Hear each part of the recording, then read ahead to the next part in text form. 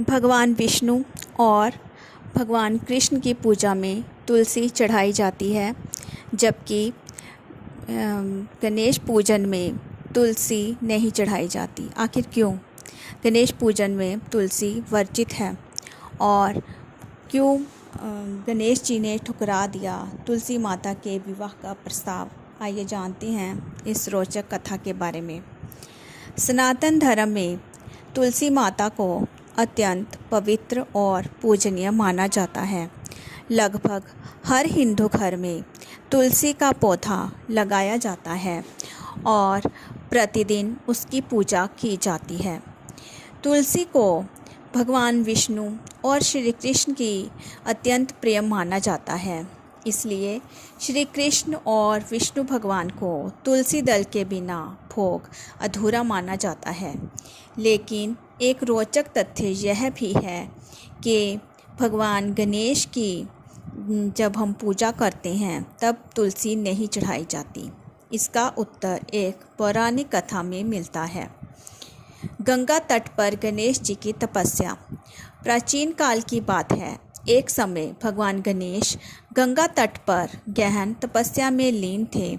उनका दिव्य स्वरूप अत्यंत मनोहर था। रतन जड़ित सिंहासन पर विराजमान, शरीर पर सुगंधित चंदन, गले में पारिजात पुष्पों की माला, स्वर्ण और रत्नों के हार, कमर में पीतांबर।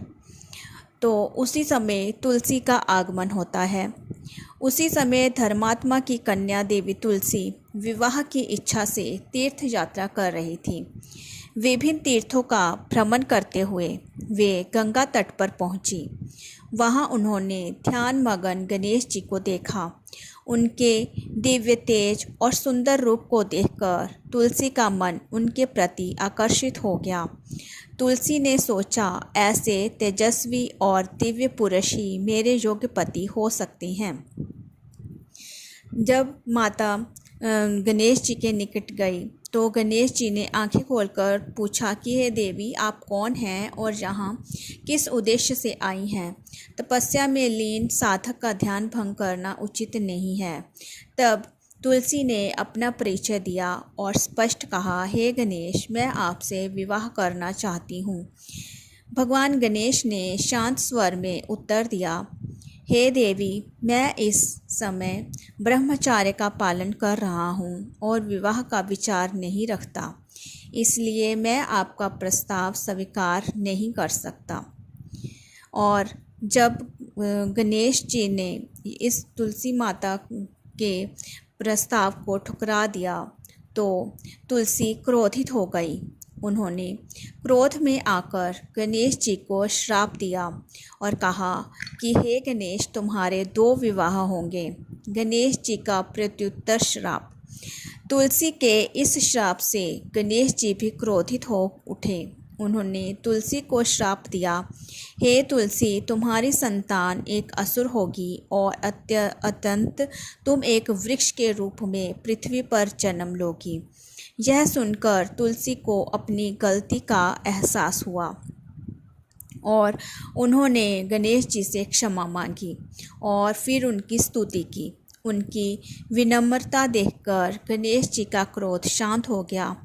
तब उन्होंने कहा, हे तुलसी, तुम्हारा विवाह असुर शंखचूर्ण से होगा, लेकिन बाद में तुम पृथ्वी पर पवित्र तुलसी के पौधे के रूप में जन्म लोगी। तुम भगवान विष्णु और श्री कृष्ण को अत्यंत प्रिय होगी और संसार में पूजी जाओगी। इस तरह गणेश जी और तुलसी माता के बीच जो संवाद हुआ, जिस कारण तुलसी जो है वो गणेश पूजा में वर्जित है। इसी कारण से आज भी इस परंपरा में गणेश जी को दुर्वा घास अत्यंत प्रिय है, लेकिन तुलसी पत्र नहीं चढ़ाए जाते। जबकि भगवान विष्णु और श्री कृष्ण की पूजा तुलसी के बिना अधूरी मानी जाती है। तुलसी का आध्यात्मिक महत्व भी है। तुलसी केवल धार्मिक दृष्टि से नहीं बल्कि आयुर्वेद और विज्ञान की दृष्टि से भी अत्यंत महत्वपूर्ण है। तुलसी वातावरण को शुद्ध करती है, रोग प्रतिरोधक क्षमता को बढ़ाती है। इस तरह हमने आज इस पुरानी कथा में जाना कि भगवान विष्णु और श्री कृष्ण को तुलसी अर्पित की जाती है और भगवान गणेश की पूजा में तुलसी नहीं चढ़ाई जाती। यही कारण है कि गणेश पूजा में तुलसी आज भी वर्जित है। आशा करती हूँ आपको ये दिव्य कथा पसंद आई होगी।